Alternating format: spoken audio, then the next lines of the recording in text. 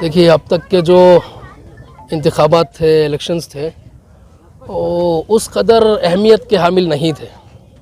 इस मरतबा का जो इंतखाबात इस मुल्क के होने जा रहे हैं, ये इस मुल्क की हिफाजत के लिए और मुल्क के हर आदमी के लिए, ऐसा नहीं कि सिर्फ ईमान वालों के लिए, हर छोटे बड़े, पढ़े लिखे, अनपढ़, देहाती, किसान, हर एक के लिए इस मरतबा के होने वाले इंतखाबात इंतहाई अहमियत के हामिल हैं। बहुत अहम रोल ये अपने अंदर रखते हैं। इसलिए हम ख़ास तौर से हम ईमान वालों को ये दरख्वास्त करेंगे, बहुत ताक़ीद के साथ सारे उलमा भी बोल रहे हैं और हर फील्ड से ये बात चलाई जा रही है, हर मैदान से ये बात चलाई जा रही है, बेदारी लाई जा रही है कि इस मरतबा के इंतखाबात में कोई अपने वोट से खाली ना रहे, अपना वोट ज़रूर इस्तेमाल करें। हत्ता कि सेहतमंद है वो भी वोट डालें, बीमार है वोट डालें। हत्ता कि अगर बीमार आदमी खुद नहीं जा सकता, जैसे उसको डॉक्टर के पास लेकर जाया जाता है, छोड़ते नहीं हैं कि भी बीमार है, बिस्तर का हो गया, हम उसको छोड़ते नहीं हैं। हम उसे क्या करते हैं, उसे व्हील चेयर पर बिठाते हैं, उसे पता नहीं 100 जतन करके हम उसको डॉक्टर के पास ले जा। अरे डॉक्टर के पास ले जा सकते हो बीमार को, मुल्क की हिफाजत के लिए आप बोध तक नहीं ले जा सकते। तो बहुत ज़रूरी है, बहुत ज़िम्मेदारी की बात है कि हम अपने वोट का इस्तेमाल करें। वोट एक बहुत बड़ा इस मुल्क के अवाम का हथियार है। दूसरे हथियार हम नहीं रख सकते, दूसरे हथियार रखना हमारे लिए जायज़ नहीं है, लेकिन ये हथियार ऐसा है कि ख़ुद हुकूमत ने हमें हमारे हवाले किया है। चुनांचे हमारी इस वक्त अक्लमंदी ये होगी कि हम अपने इस हथियार का, अपने इस वोट का, हथियार से मुराद वोट, अपने इस वोट का सही इस्तेमाल करें, सही इस्तेमाल करें। ऐसी जमात का इंतखाब हम करें इस वक्त में सोच समझ कर कि जिस जमात को वोट देने से हमारे इस मुल्क को तरक्की हो सकती हो। ये मुल्क हमारा जो गिरा हुआ है, ये मुल्क वापस अपनी मंजिल को आ सकता हो, तरक्की कर सकता हो। इसके लिए अपने वोट का इस्तेमाल करना बहुत ज़रूरी होगा। यही होता है मौलाना, एक वोट भी कितना ताकत होता है आज के माहौल। देखिए, अगर आप इस तरह पूछ रहे हैं तो मुझे चाहिए कि मैं अपने वोट को 1 करोड़ वोट समझूं। आमतौर पर गलतफहमी ये हो रही है हमारे मुल्क में कि हर आदमी ये समझता है कि भाई मेरा ये वोट नहीं डालूंगा तो क्या हो जाएगा। इस तरह अगर करोड़ आदमी अगर यही सोच रहे हैं, आज इस वक्त हमारे मुल्क के बहुत सारे लोग अपने काम की वजह से बाहर इधर उधर जाकर पड़े हुए हैं और हर आदमी यही सोच रहा है कि मेरा तो ये वोट है, ये वोट मैं नहीं डालूंगा तो क्या हो जाएगा। इस तरीके से अगर करोड़ आदमी सोचकर घर बैठ गए तो मुल्क का कितना बड़ा नुकसान हो गया। तो हर आदमी ये सोचे कि मेरा ही वोट ऐसा है कि जिससे मुल्क को कामयाबी मिल सकती है। अगर हर आदमी ये सोच ले कि मुल्क की कामयाबी के लिए मेरा वोट देना ज़रूरी है, तो फिर मुल्क कामयाब हो सकता है और सही डगर पे वापस आ सकता है। और अगर ये सोच ले कि मेरे ये वोट से क्या होने वाला है, तो फिर तो वाकई हमारे मुल्क की बर्बादी है। लिहाजा मैं इसी बात पर अपनी बात को ख़त्म करता हूँ। अगर इन गुजारिशात पर अगर हमारे मुल्क के लोग इन गुजारिशात को समझ लें और इसको पूरा करने का आज़म कर लें तो इंशाअल्लाह हमारे मुल्क की किस्मत चमक। अल्लाह ताला ने हमें ये तौफीक दी और ये हिदायत, जो बहुत बड़ा अल्फाज इस्तेमाल करते हैं, हिदायत वलियों को होती थी। अल्लाह ताला ने अगर हमें हिदायत देकर इस बाबरकत मैदान में जमा फरमाया तो इसका कुछ अल्लाह के पास उसका अजर व अज़मत है। इसलिए हमें ये बहुत खुशी होती है कि हमने इधर ईदगाह हुसैन साहब में नमाज अदा कर एक अहम फ़रीज़ा अदा कर इसको अंजाम दिया। इस माह रमज़ान की बाबरकत फ़जीलत यह है कि जैसा हम फरमा रहे हैं, रमज़ जल जाना, अपने बुराइयों को जलाना, अपने जो भी दिलों में हसद, कीना, कपट है उसको जलाकर जैसे हज़रत ने फरमाया यूनिटी लाना, चाहे वो हिंदू हो, मुसलमान हो, कोई भी तबका हो, हम सबको मिलकर रहना है, हम सबको मिलकर मुल्क बनाना है। जैसा इमाम साहब फरमा रहे थे नमाज क़ायम करो, इमाम साहब कुरान को पढ़कर फरमा रहे हैं कि नमाज क़ायम करो। नमाज पढ़ना अगर मकसद होता तो सब जन्नती, सब बिहिश्ती, सब इस बेहतरीन कौम के ज़िम्मेदार या ताजिरदार या बुज़ुर्गान दीन के रास्ते पर चले आते हैं। जिस जैसे हम फरमा रहे हैं, ए अल्लाह मुझे सिरातुल मुस्तकीम के रास्ते पर चला, जिन रास्तों पर हुज़ूर पाक सल्लल्लाहु अलैहि वसल्लम हमारे प्यारे नबी चले, औलिया चले, अम्बिया चले। तो इसका मतलब ये है कि नमाज को पढ़ना अहम नहीं है, नमाज को पढ़कर जान जान कर क़ायम करना अहम है। उसी तरह जैसा हज़रत ने फरमाया रोज़ा रमज़ान के बाद भी रोज़ा होता है। सो इसका मतलब यह है कि रोज़ा रखना भूखा रहना नहीं, रोज़ा रखने का ये अल्लाह का इरादा है कि उस भूख का एहसास हमारे में पैदा है। जो गरीब के पेट में भूख लग रही है, जो गरीब है, अल्लाह का खुर्ब पाना खाना खिलाना बोले बुजुर्गान दीन। तो अल्लाह ताला फरमा रहे हैं कुरान में, रोज़ा क़ायम करो। जब तुम इस दुनिया से रुखसत हो जाओगे, पर्दा हो जाओगे, जब तुम्हें दफनाया जाएगा, जब तुम्हें तुम्हारे ख़बर की तामीर होगी, वही तुम्हारा असली रोज़ा है। अगर तुम अमल इधर इस रोज़े से करोगे, वो रोज़ा तुम्हारा क़ायम होगा। ये बुजुर्गान दीन ने फरमाया, ये कुरान ने फरमाया। और एक अहम बहुत इंपॉर्टेंट मैसेज है कि हमें आने वाले इंतखाब या इलेक्शंस जो भी हैं, हम सबको मिलकर रहना है, हम सबको मिलकर इस गार्डन को सींचना है, इसमें फूल खिलाना है। अगर एक एक पार्टी, एक एक तबका, एक एक कौम उसका टुकड़ा लेके चले जाएगी तो उसमें मज़ा नहीं है। India is a cultural diversity, so we have to focus on unifying ourselves, unifying as one unit, one force, so that we can build a great nation. Ramzan ಪ್ರಯುಕ್ತ ಎಲ್ಲ ಭಾರತೀಯ ನಾಗರಿಕರಿಗೂ ರಂಜಾನ್ ಹಬ್ಬದ ಹಾರ್ದಿಕ ಶುಭಾಶಯಗಳನ್ನು ಕೋರುತ್ತೇನೆ. ನಮ್ಮ ತಾತ ಮುತ್ತಾತರ ಟ್ರಸ್ಟ್ ಆದಂತಹ ಈದ್ಗಾ ಹುಸೇನ್ ಸಾಬ್ ಚಾರಿಟಬಲ್ ಟ್ರಸ್ಟ್ ವತಿಯಿಂದ ಎಲ್ಲ ಭಾರತೀಯ ನಾಗರಿಕರಿಗೂ ರಂಜಾನ್ ಹಬ್ಬದ ಹಾರ್ದಿಕ ಶುಭಾಶಯಗಳು. ಅದು ಮೊದಲನೇದಾಗಿ ಎಲ್ಲ ವರ್ಷವೂ ನಾವು ಈ ಜಾಗದಲ್ಲಿ ಈದ್ಗಾ ಹುಸೇನ್ ಸಾಬ್ ಜಾಗದಲ್ಲಿ ಎಲ್ಲ ವರ್ಷ ವಿಶೇಷವಾಗಿ ರಂಜಾನ್ ಮತ್ತು ಬಕ್ರೀದ್ ಹಬ್ಬನ ಆಚರಿಸುತ್ತೇವೆ. ಅದೇ ಮುಖಾಂತರ ಈ ವರ್ಷವನ್ನು ನಾವು ಆಚರಿಸಿದ್ದೇವೆ. ಈ ವರ್ಷದ ಮೊದಲ ವಿಶೇಷತೆ ಇಂಪಾರ್ಟೆಂಟ್ ಏನು ಅಂದರೆ, ಈ ವರ್ಷ ನಾವು ಈ ವರ್ಷದಿಂದ ಈ ಜಾಗದಲ್ಲಿ ಹುಸೇನ್ ಸಾಬ್ ಚಾರಿಟಬಲ್ ಟ್ರಸ್ಟ್ ವತಿಯಿಂದ ಸ್ಕೂಲ್ ಕಾಲೇಜಸ್ನ ಸ್ಟಾರ್ಟ್ ಮಾಡಿದ್ದೀವಿ.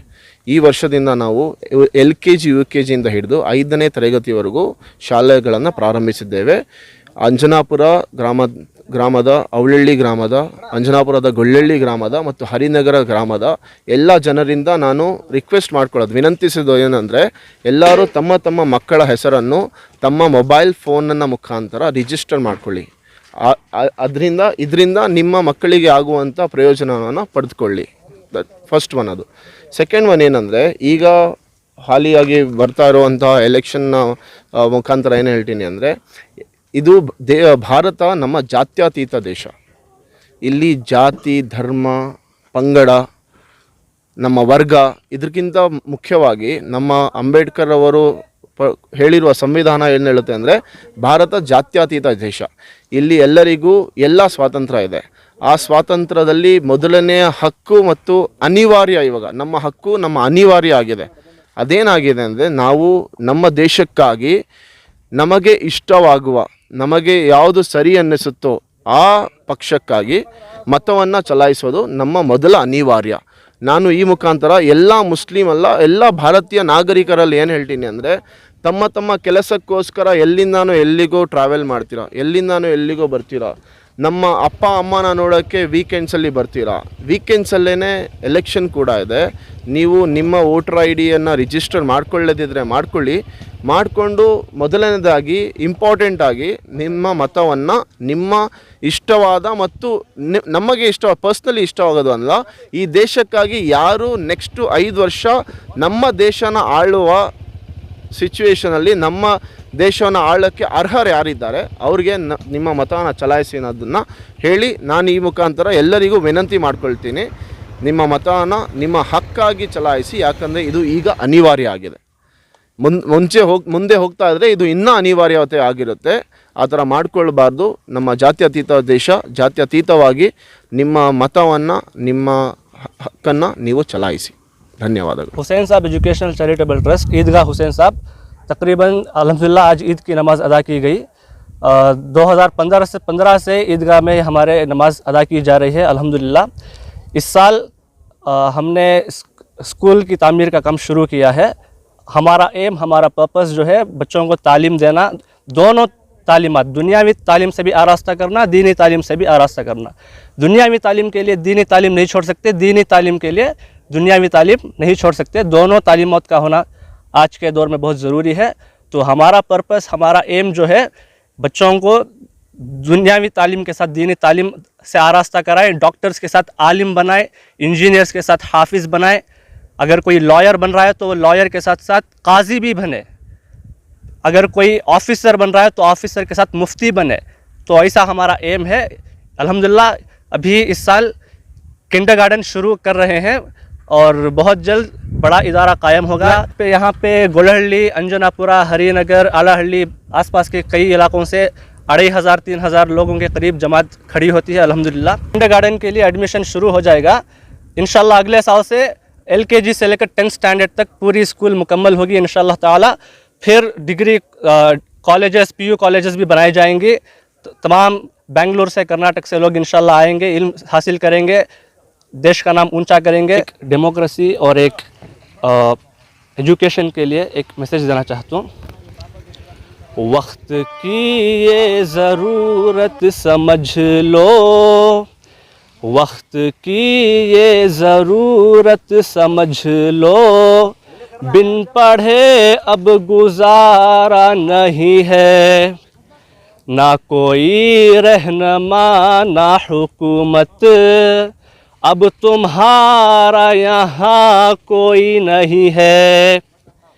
तुम पढ़ो और पढ़ कर लिखो सब, वरना तारीख बदली मिलेगी। तुम पढ़ो और पढ़ कर लिखो सब, वरना तारीख बदली मिलेगी। अब कलम और कागज़ के सिवा दूसरा कोई चारा नहीं है। अब कलम और कागज़ के सिवा दूसरा कोई चारा नहीं है।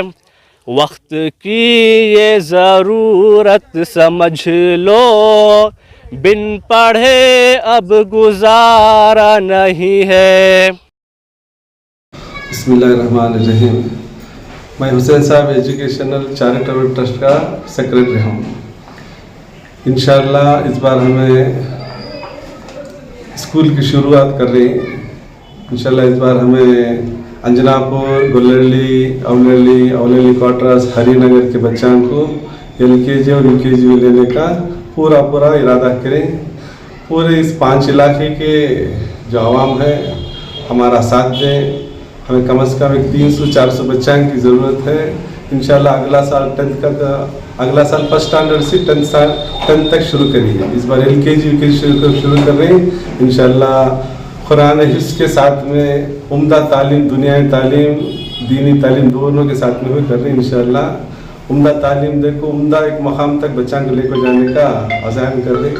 तमाम इलाके के आवाम को मैं दरख्वास्त कर रहा हूँ, अपने अपने बच्चों को लाकर हमारे हुसैन साहब एजुकेशनल चैरिटेबल ट्रस्ट में दाखिला कराओ।